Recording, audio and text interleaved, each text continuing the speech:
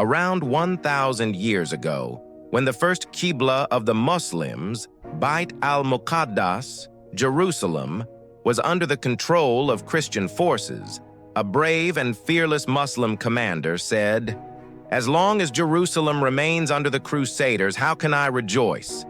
How can I live a life of satisfaction and fulfillment? How can I sleep peacefully at night?"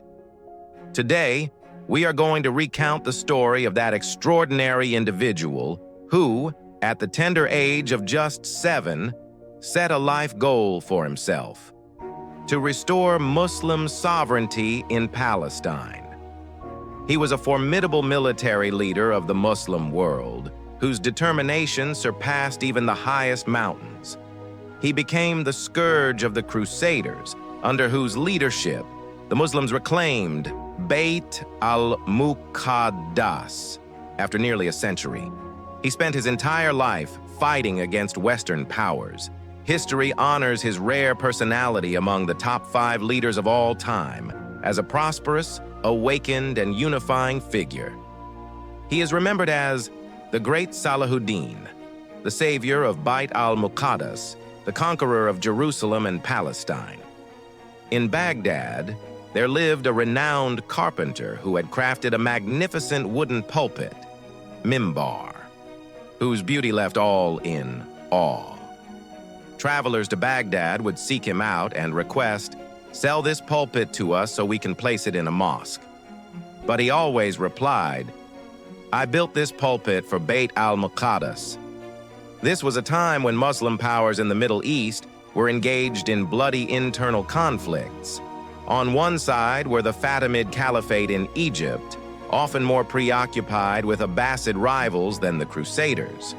On the other, the once powerful Seljuk Empire had weakened, facing internal strife and conspiracies.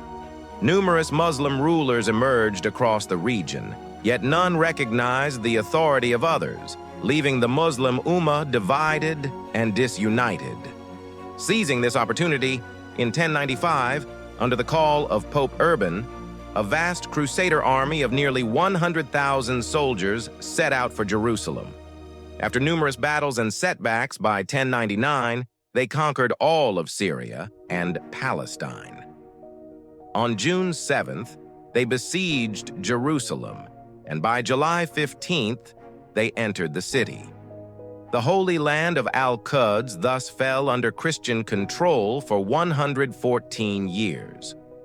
The Crusaders unleashed a bloodbath in Jerusalem that day, killing men, women, children, and the elderly. On this massacre, they established the Kingdom of Jerusalem. Muslims and Jews faced untold persecution, while the Pope provided continuous support to the Crusaders, with all European kings collaborating. Meanwhile, Muslims remained disunited, falling prey to internal divisions. For nearly a century, Jerusalem remained captive, and not a single call to prayer, adhan, was heard from Islam's first Qibla, Bait al-Muqaddas. Yet in the hearts of every Muslim remained the dream of reclaiming their sacred land. The Baghdad carpenter had faith. Surely one day a great person will rise who will liberate Jerusalem. Only then will my pulpit find its rightful place. Word of his craftsmanship reached far and wide, eventually reaching the ears of a 7- or 8-year-old boy in a distant city. This boy, aware of the barbaric massacre of Muslims in Jerusalem, vowed, "One day, I will conquer Jerusalem and place this pulpit there." That boy was Salahuddin Yusuf ibn Ayyub, known in history as Salahuddin Ayyub. Salahuddin was born in Tikrit, Iraq. His father, Najmuddin Ayyub, was a Kurdish ruler. Salahuddin's military training began under his uncle, Asaduddin Shirkuh. Fate paved the way for his future conquest of Jerusalem. From a common soldier, he rose to become an extraordinary military strategist and ruler. Among the key figures in his rise was Nuruddin Zengi, a sultan of the Zengid dynasty, who unified all Turkish rulers and restored Muslim unity, reclaiming numerous cities from the Crusaders. During Nuruddin Zengi's rule, Salahuddin flourished. The Crusaders, centered around Jerusalem, attempted to dominate the entire Middle East. In 1158, when they attacked Cairo, the capital of Egypt, Salahuddin sought Nuruddin's assistance. Nuruddin responded, sending a force led by Asaduddin Shirkuh, which included the young Salahuddin. The army successfully drove the Crusaders out of Egypt, and Shirkuh was appointed vizier. After Shirkuh's death, Salahuddin became vizier of Egypt. Following the death of the Fatimid Caliph al-Adid, and under Nuruddin's guidance, Salahuddin seized control of Egypt, suppressing the Fatimid rebellion and pledging allegiance to the Abbasid Caliphate. By the age of 31, he had firmly established his rule over Egypt.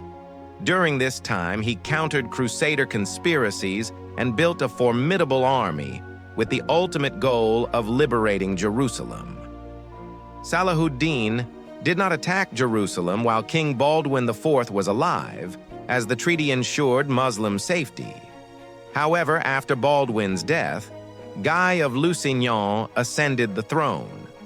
Though he released the treacherous Reynaud of Châtillon, Reynaud immediately attacked Muslims. Salahuddin advanced toward Jerusalem. On July 4th, 1187, at the Battle of Hattin, Salahuddin defeated 50,000 Crusaders with his 30,000 Ayyubi soldiers. His strategy, courage, and battlefield acumen allowed the Muslim forces to successfully repel the enemy. He released captured kings and commanders with honor. Gradually, all cities and fortresses near Jerusalem fell under Ayyubi control. By September 20th, 1187, Ayyubi forces besieged Jerusalem. The Balian-led defenders offered surrender to protect the city.